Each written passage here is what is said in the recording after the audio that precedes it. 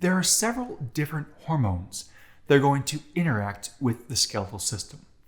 Now, while hormones are traditionally more of the endocrine system, they do have some actions that will impact the skeletal, hence why we cover them. First one up is growth hormone. Now, growth hormone is produced by the pituitary gland. To be more precise, it's the anterior pituitary gland. But now growth hormone is going to have an impact on the skeletal system by causing chondrocyte proliferation. Now, if you're thinking about that, hold on, chondrocytes, we're going back into the epiphyseal plate.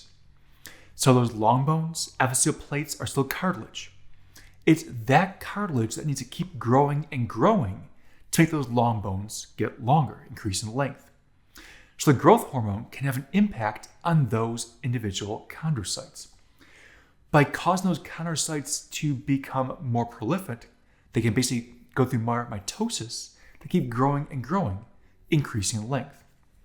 Now, once full adult height is reached, obviously the growth hormone will not have the same impact. So you might still have growth hormone later in life, but it won't have the impact of growing bones. Second function of growth hormone, calcium retention. The reason that's important is going to help to stimulate osteoblast activity. Now, osteoblasts are what help to create the calcified matrix of osseous tissue. So growth hormone can help to stimulate osteoblasts to help put more calcium into the bones, growing the calcified matrix. Next up is thyroxine.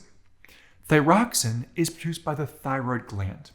Now, thyroxine sometimes is referred to as thyroid hormone, but thyroxine is a little more precise.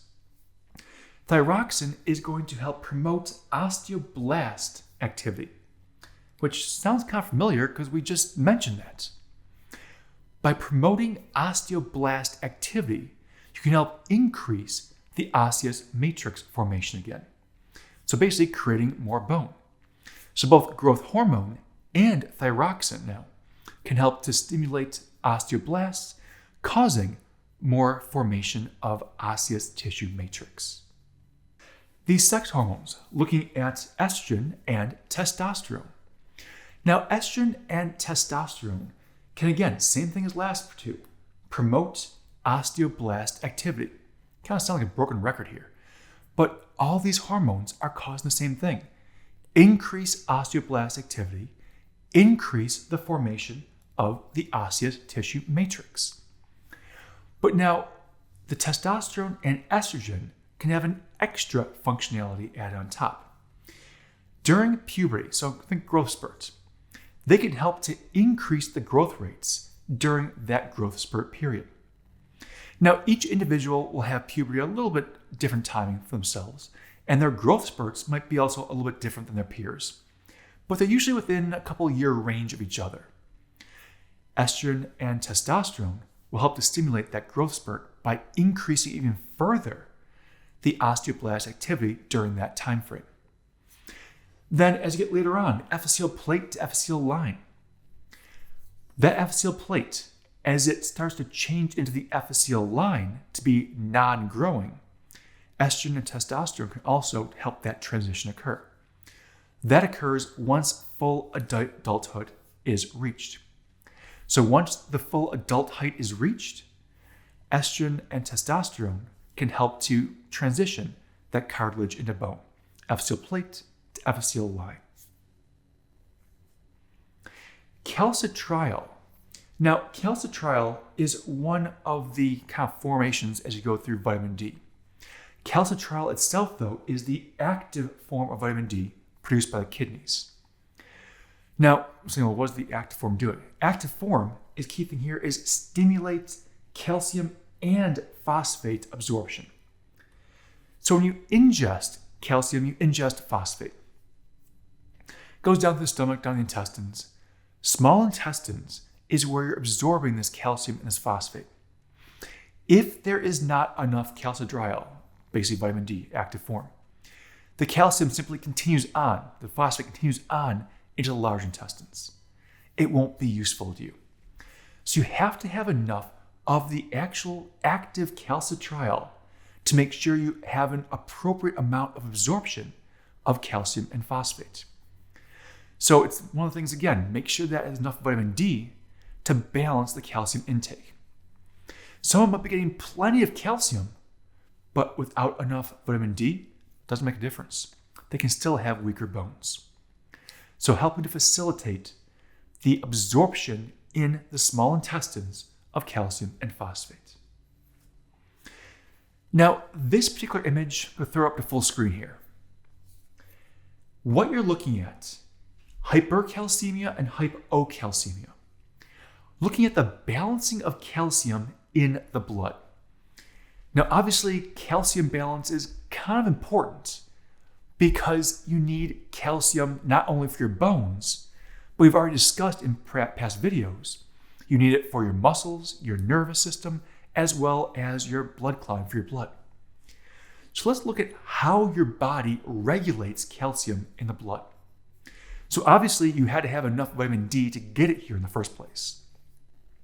But now, if you end up having a hypercalcemic state, so basically too much calcium in your blood, that means the thyroid gland is going to release calcitonin. So thyroid gland is releasing calcitonin. Calcitonin is a hormone. Calcitonin, the hormone, is going to cause the inhibition of osteoclast activity. It also stimulates the kidneys to cause calcium reabsorption to decrease. Because you already have enough calcium in your blood, you don't need more to be pulled back from the kidneys. Just let it be excreted. By doing all of this, it's going to drop the blood calcium levels because the calcium is being excreted out the kidneys, and by inhibiting osteoclasts, but you didn't do anything to osteoblasts, so there's still plenty of osteoblast activity, the calcium is being put in the bones. You're bringing your blood calcium levels back to homeostasis. All right, but on the flip side, hypocalcemia, so too low of a level of calcium. In that case, the parathyroid gland is releasing PTH. PTH is parathyroid hormone. So now we released parathyroid hormone. Parathyroid hormone can do several different things. It can cause in your skeletal system osteoclast activity to increase. By increasing osteoclast activity, you break down more of the osseous tissue matrix, which allows more calcium to go back into the blood. You also, at the same time, in your kidneys, will help more for reabsorption of calcium from your kidneys. So it'll pull it back in from the urine back to the blood, instead of allowing it to be excreted. And while both of those are occurring, in your small intestines, as long as enough vitamin D, you'll have an increased amount of calcium absorption, getting more calcium into the body. So 3 different ways that parathyroid hormone can interact to help to increase blood calcium level.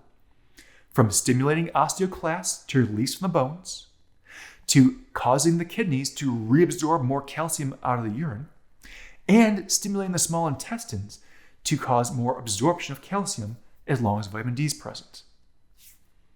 So really, this is what we're looking at for the balance of calcium in your blood. If it's hypercalcemia, we're looking at the thyroid and calcitonin as the hormone. If it's hypocalcemia, so low levels, we're looking at parathyroid glands and the parathyroid hormone. Both the thyroid and parathyroid glands are located up in the neck region for reference. So put it all into words, so it wasn't just one chart there. Increase blood calcium levels. Well, if you increase blood calcium levels, thyroid produces calcitonin. Calcitonin is going to help then to release, or reduce, I should say, blood calcium levels. It's reducing the blood calcium by having the actual calcium be deposited in the bone. Osteoblasts are working more than osteoclasts. But if you have falling calcium levels, parathyroid gland produces parathyroid hormone, Parathyroid hormone can stimulate more of the osteoclast activity, break down more bones. It can also stimulate the kidneys for more reabsorption of calcium and the small intestines for more absorption of calcium. So both of these are dealing with the osteoclast. Parathyroid gland parathyroid hormone stimulates osteoclast, while the thyroid and calcitonin inhibits osteoclast. And by inhibiting osteoclast for the calcitonin, that allowed the osteoblast to work more. So what's the whole purpose of this? Calcium reservoir. Mentioned that before because of the different uses. But really, your skeletal system is a reservoir of calcium. You'll either add in or take out depending on your blood calcium levels and your body's requirements. So if you have too much, you deposit. If you don't have enough, you pull it out. And that's kind of interesting because as you go through life, the amount of calcium and the amount of bone mass will change. Now this chart shows this increase throughout childhood. Sure, this bones are getting bigger, getting older. But right around that 20, 30, into about the 40, early 40s, you have some of the highest amounts of bone mass in your body. But then after that, bone masses start to decline. Now there is a steeper decline for females than males due to menopause and hormone balance, but both male and female will have a decline throughout life. The body just can't maintain the same bone masses because of hormonal changes, changes in stress in the bone, and different overall body changes. But it's important to try to maintain as much bone health and bone density as possible to keep your bones as strong as possible. So a lot of different things are interacting with your skeletal system on the hormonal side to try and make sure your bones are healthy and functional.